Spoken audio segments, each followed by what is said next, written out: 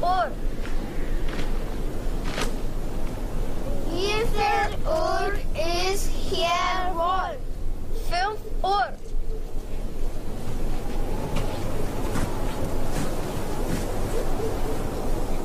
Wie viel Uhr ist hier wohl? 10 år.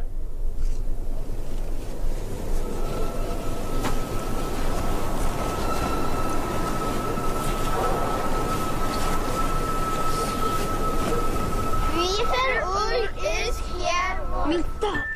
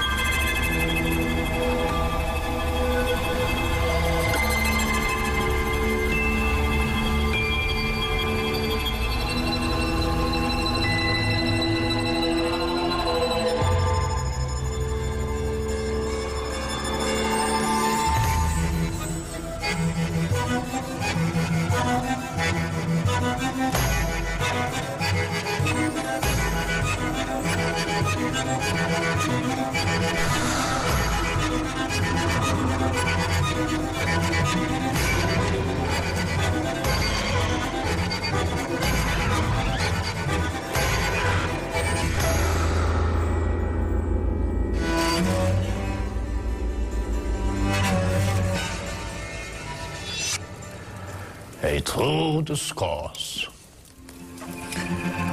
declaring the damnable life of an insatiable bloodsucker.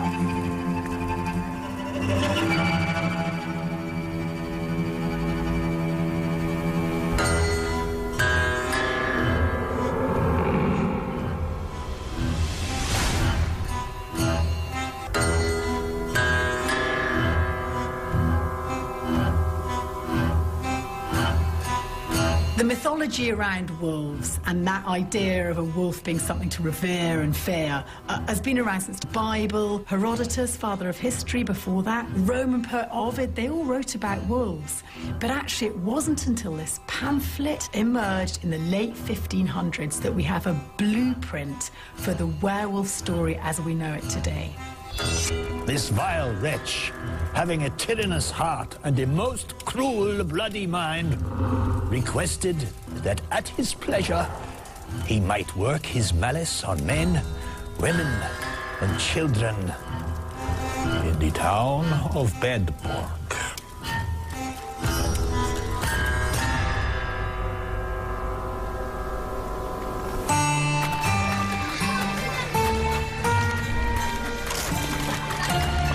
A small village like Bedburg would have perhaps at most a few hundred people living in it. They would live a quite precarious existence.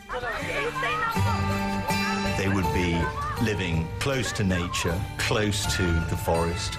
Most people would basically scratch a living. They would be either cutting wood or they would be keeping sheep.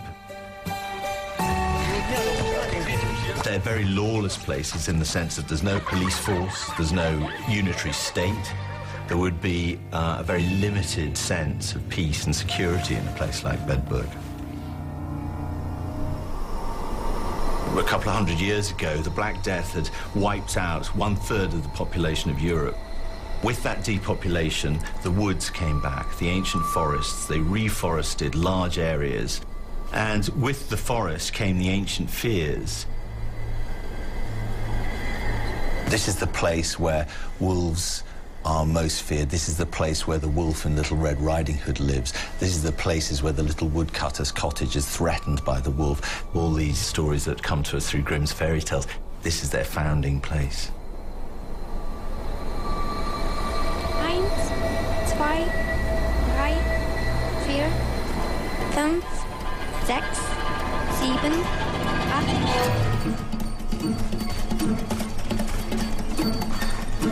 17, 18, 19.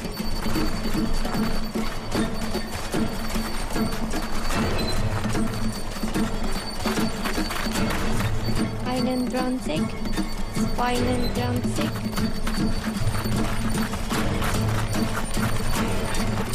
writing.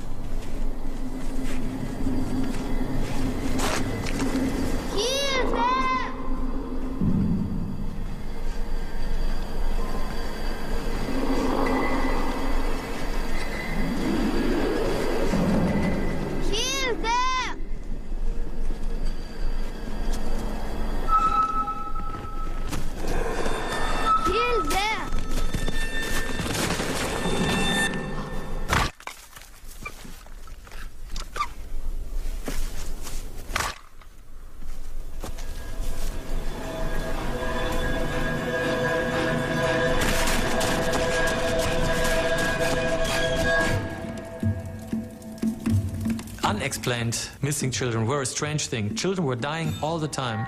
The death rate of newborn children was more than 50% in some areas. So it was totally normal that children were dying, but not that they were going missing out of unexplained reasons. So when the stories of the missing children were spreading, that must have been very, very terrifying for the people, because it did not make sense. This actually fits in with a lot of pre-existing ideas of just plain ordinary wolf attacks. Bedbugs on the edges of civilization, it's on the edge of the forest. Naturally, the wolf would be their greatest enemy. The villagers sought to entrap him with great mastiffs and dogs of much strength to hunt and chase the beast. The inexplicable and the horrific was happening, so immediately the villagers started this hunt for a wolf or for some beast outside, when of course they'd have been much nearer the mark if they'd looked closer to home.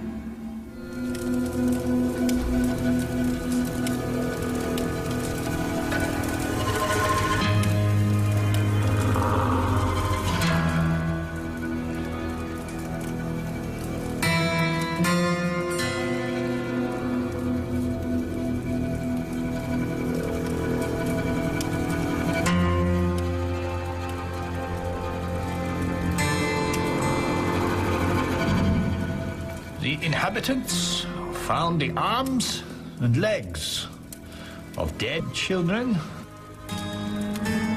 to their great grief and vexation of heart. Now, children being killed and also then dismembered, that's too much. Because who would kill children? Because children are allegedly innocent. This was total riddle. And then always, people, if they don't understand something, they think they should understand everything, because every person thinks he's the smartest and the most intelligent and so on and so on. So like, okay, if I don't understand it, it must be supernatural. A most wicked sorcerer.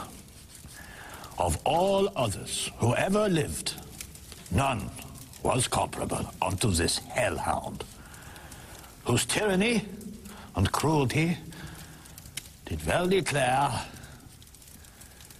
he was of his father the devil. In nomine Patris et Filii et Spiritus Sancti.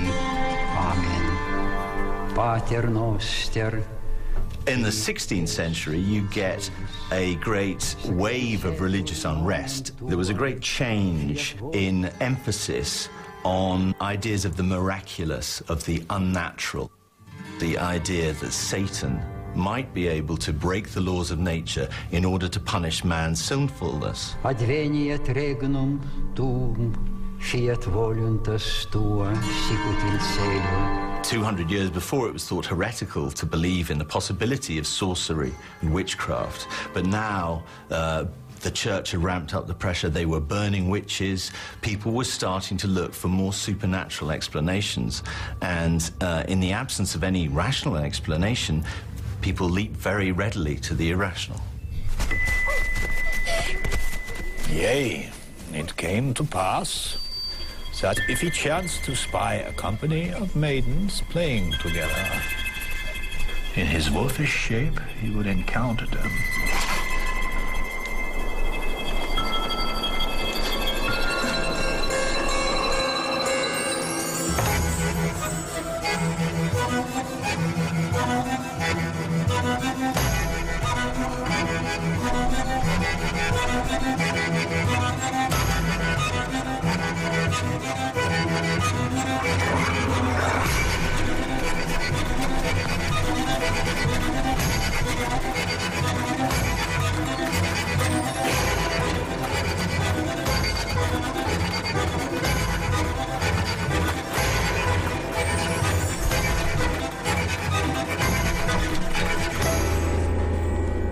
While the rest escaped by flight, he would be sure to lay hold of one.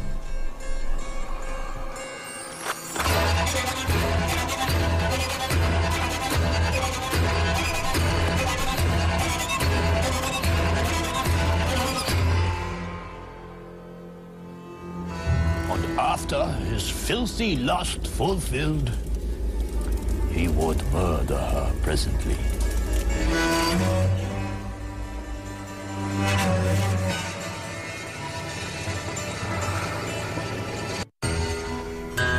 Very soon the idea came up that it must be a beast. Now, since people could see that sexual abuse or sexual acts did happen, people got the idea that this had signs of a modus operandi of a human person at the same time, so it must be a man-beast. So the man-beast then would be a werewolf. People don't believe in werewolves anymore, but at those times it made a lot of sense for them. He could very easily be half man, half beast. So it was not weirdo talk or anything at that point. It totally made sense. It was a reasonable explanation. Panem celestem accipiem et nomen Domini invocabo, Domini non sum dignus, ut intres sub. The idea that the killer would be among them, would be part of them, is so terrible that they can't accept it. Corpus Domini Jesu Christi custodiet animam meam in vitam aeternum. Amen. It undercuts their very notion of themselves as decent Christians living this rural life. So they project their fears out onto another, onto a diabolical creature. Corpus Domini Jesu Christi custodiet animam meam in vitam aeternum. People want to think a paedophile's a two-headed monster and that they're easily identifiable because they're not like us, you know, normal folk. You know, unfortunately, that's not the case. Some of them are very good-looking, very plausible, very charming. You know, they have a superficial charm about them as well. You know, they're very good at manipulating and lying and creating an exterior and taking people in. They can go under the radar for a long period of time.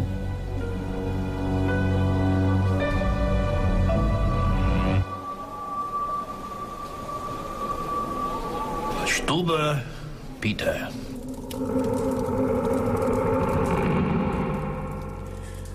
An ancient dweller, brought up and nourished in the town of Bedburg.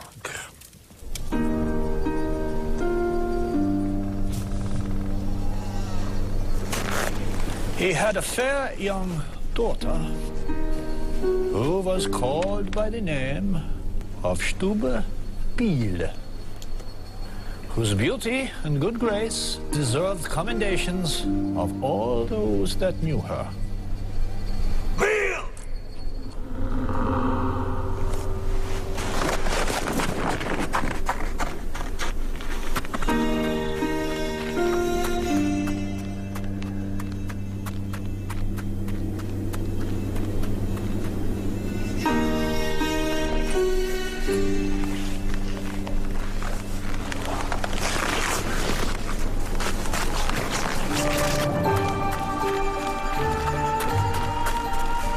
The first fruit of his body was his son, in whom he took such joy that he did commonly call him his heart's ease.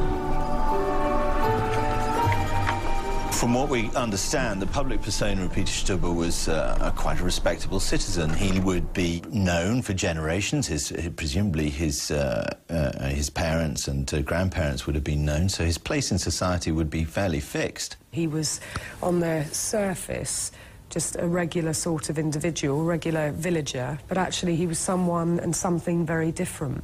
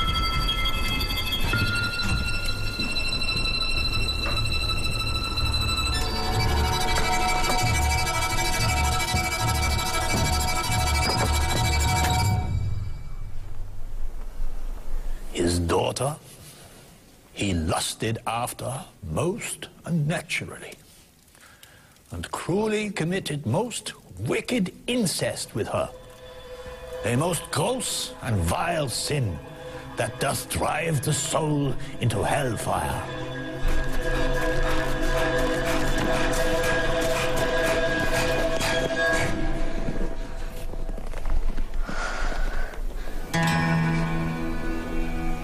Even nowadays, we have a voracious appetite for hearing about the stranger in the bush with the balaclava who's going to come and kidnap our child. The majority of abuse, by a long way, takes place at the hands of those who we know. A classic modern example is Joseph Fritzl, the Austrian, you know, absolute aberration. I mean, inconceivable what he did, really. So inconceivable, nobody ever guessed. Within that small German village, likewise, they don't want to believe that something truly repugnant is happening within their own community or within the next door neighbor's house. The inhabitants of Bedburg saw themselves so grievously endangered that few durst travel without good provision of defense, and all for fear of this fierce and devouring wolf.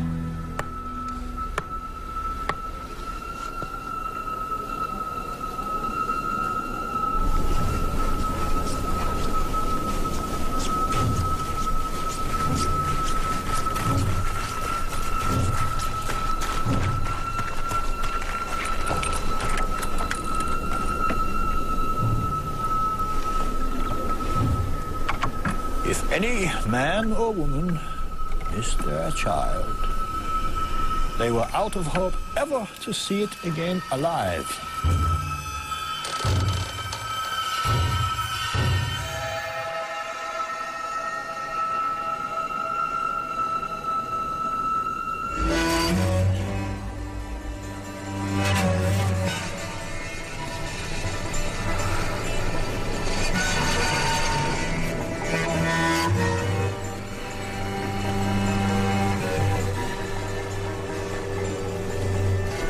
Oftentimes, he would go through the streets in his former shape, according to the proportion of a man, and very civilly he saluted those whose children he had butchered.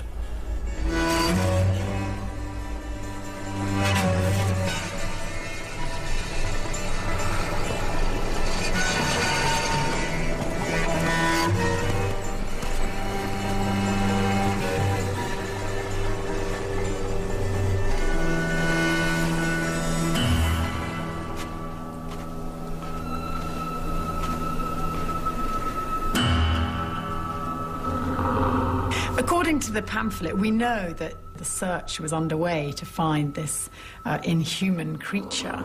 That's not to say that some within the community didn't have their suspicions about other individuals in the village. As a serial killer, you run often into troubles because somebody sees you at the wrong location, wrong time, something like that. And this threatens the serial killer a lot. It's a real problem. They have to solve the problem. And for them, since they are already very antisocial, totally antisocial actually, for example, in Stubbe's case, having sex inside of the family, having a dysfunctional family structure and so on, then a very logical step for them is to kill people who are standing in their way. For them, it is a necessary step. On a time, this cruel and greedy wolf met with 2 men and 1 woman, whom he greatly desired to murder.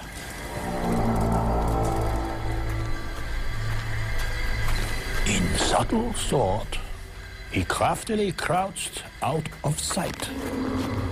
As soon as they approached, he called one of them by name.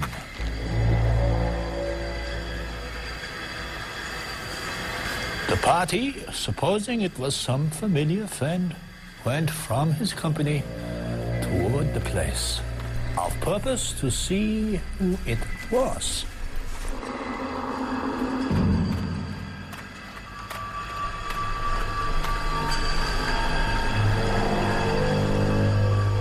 The rest of his company expected still his return. But finding his stay over long, the other man left the woman and went to look.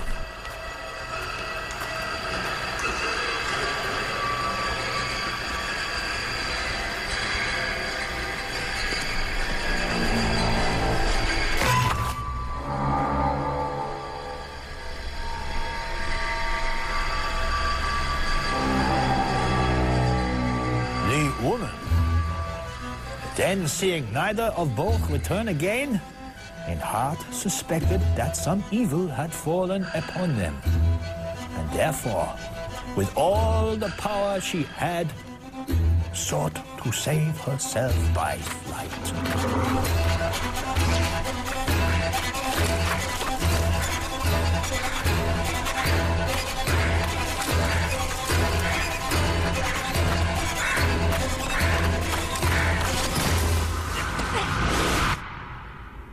The men were after found mangled in the wood.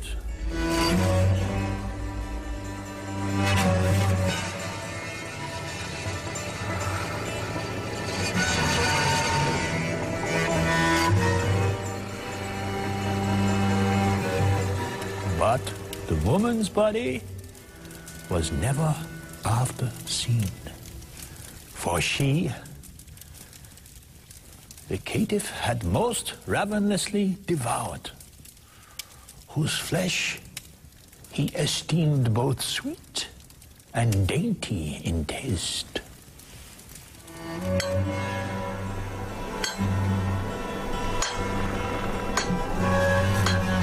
The villagers daily continued their purpose and daily sought to entrap him.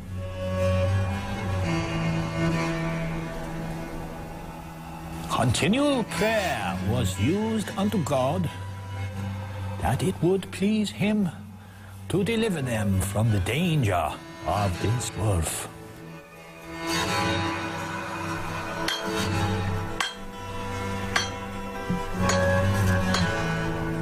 And although they had practiced all the means that men could devise to take this ravenous beast, they could not in any wise prevail.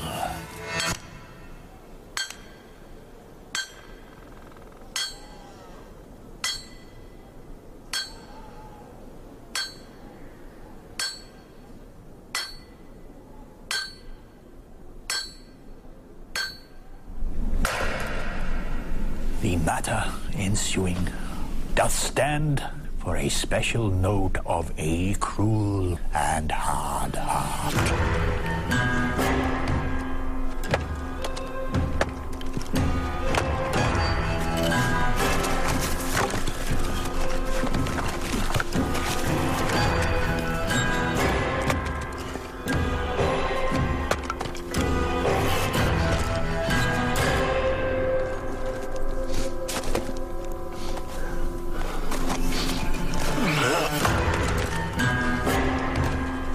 So great was the joy he took in malice, that he accounted no day spent in pleasure wherein he had not shed some blood, not respecting so much who he did murder.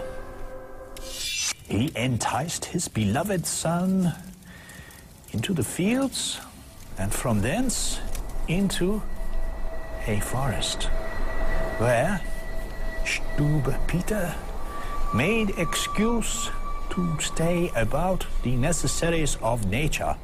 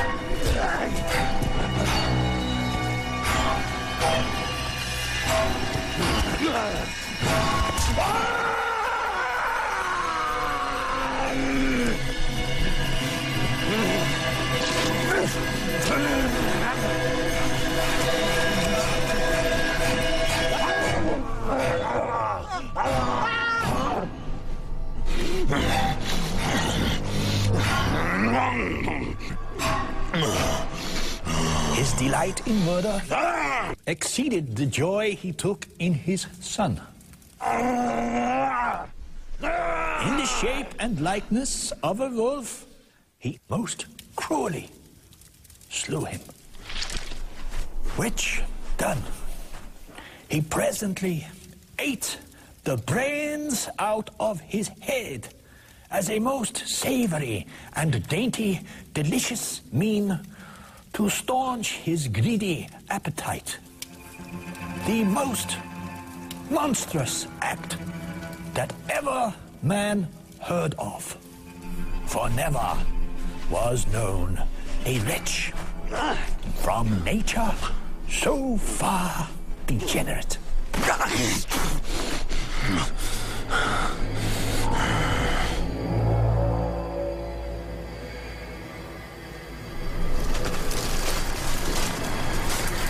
Stube Peter was greatly inclined to evil and the practicing of wicked arts. devil, who has a ready ear to listen to the lewd motions of cursed men, promised to give him whatsoever his heart desired. And so the devil transformed him into the likeness of a greedy, devouring wolf. The pamphlet emphasizes, insists on something that we find very strange. We find it impossible to believe. We find in the pamphlet the idea that he commits his crimes in the shape of a wolf.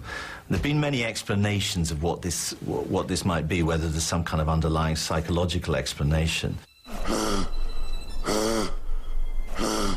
Clinical lycanthropy is basically a syndrome where a person is deluded, quite firmly deluded into believing that they are an animal of some sort. Generally speaking, with lycanthropy, we're talking about the wolf.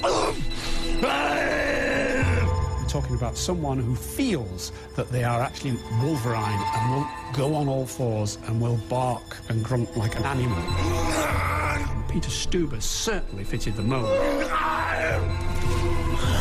He appeared to have a belief that he was a beast, that he was wolf-like in his activities.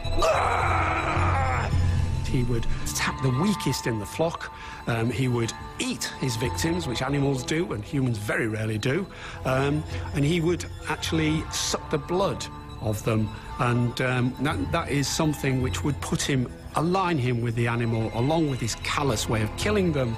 I think that he must have had the belief that he himself was a werewolf.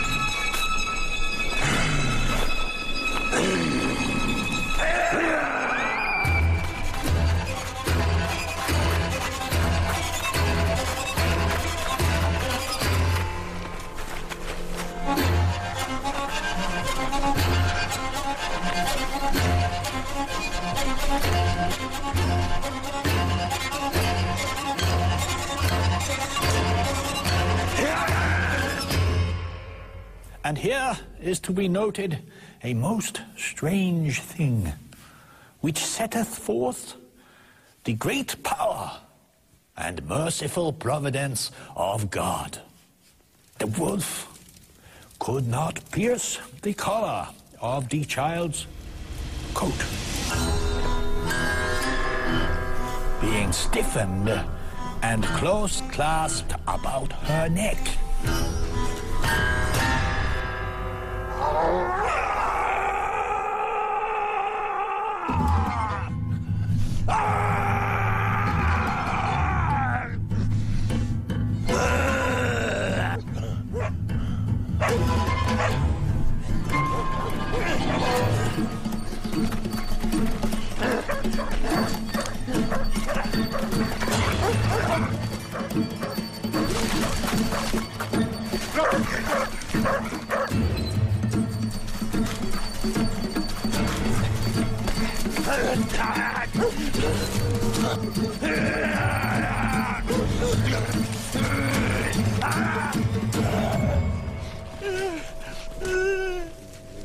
As the Lord delivered Goliath into the hands of David, so was this wolf brought in danger of these men, whereby, in the shape of a wolf clean avoided, he appeared presently in his true shape and likeness. And this is the key moment in it as a werewolf narrative, as a werewolf story, is this idea that those eyewitnesses saw that transformation. Without that, this is not a werewolf story. As to what really they saw in the darkness of the forest, perhaps they were chasing a real wolf and stumbled across Peter Stubbe, who knows? Who knows? But they saw what they believed was a wolf transformed into a man, and that brought together all the supernatural explanations, and all their fear coalesced into this single man that they caught, and Peter Stubbe was now their judicial victim. Thus, being apprehended, he was shortly after put to the rack in the town of Bedburg. But fearing the torture, he voluntarily confessed the villainies which he had committed.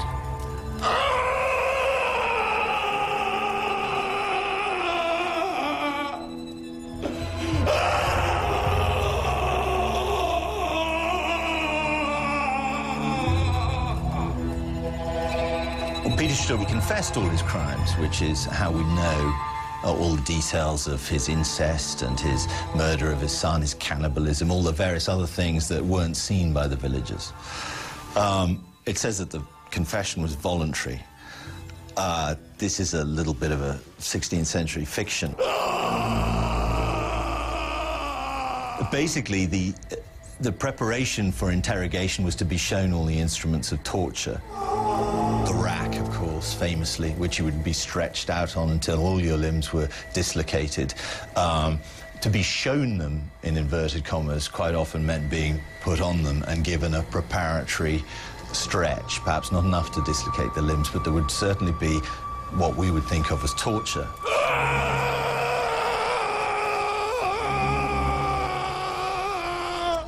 Was he a wolf? Well, we know that he wasn't a wolf. But thinking that he is a wolf seemed to suit everybody. That was allegedly his confession. We don't know that for a fact, but it certainly suits people to make out that there's this side to him that's animal-like and beast-like. It's always a lot easier for people to think when something horrific happens, the person who's done it is a monster, is evil, is not one of us.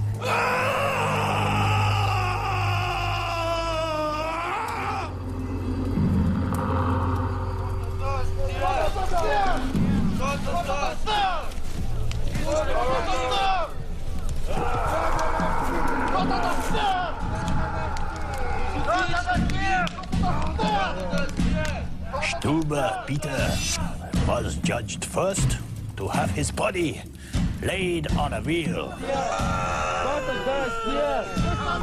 and with red-hot, burning pincers to have the flesh pulled off from the bones.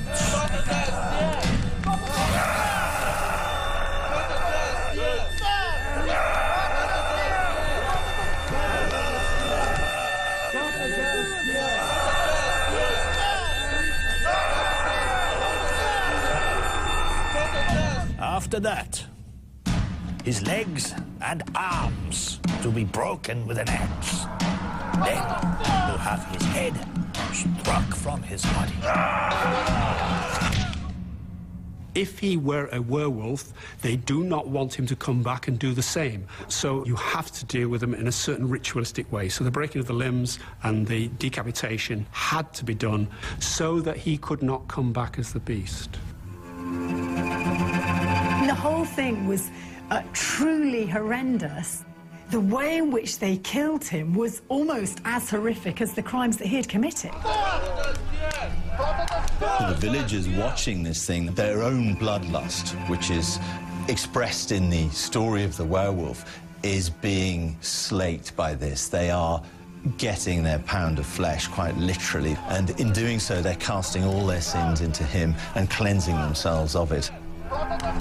It's the symbol that this terrible episode has passed and that the villagers no longer need fear this beast that had dwelt within them.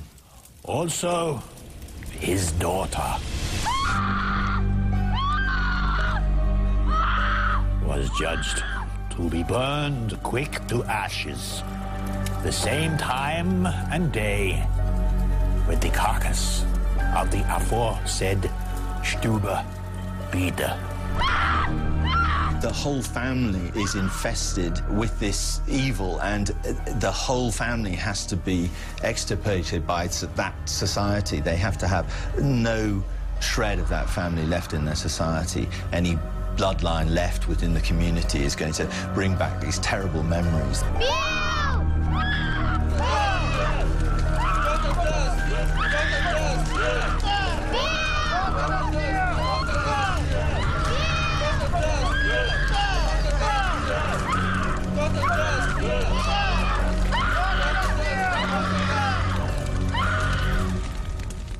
Thus, gentle reader, have I set down the true discourse of this wicked man, Stube Peter,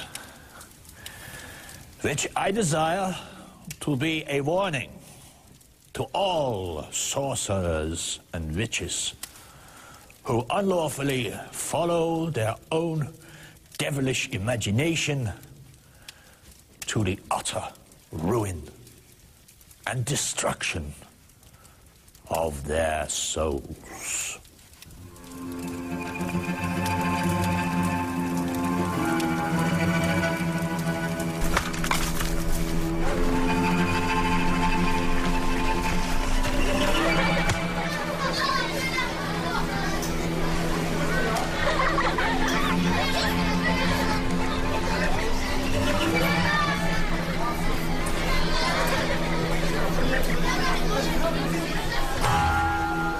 This society set out to find a werewolf. They found Peter Stube. And it suited both them and Peter to say that he had been a werewolf. That doesn't quite get away from the fear that is living in everybody's heart in this case, that is actually the human aspect of the man-wolf. It's the man who is committing the crimes. Wolves, natural wolves, don't rape, they don't commit cannibalism, they don't murder in the same way as the man in this case. The insistence that he is a werewolf suits them because it absolves them from this fear that actually the most terrible beast of all is man.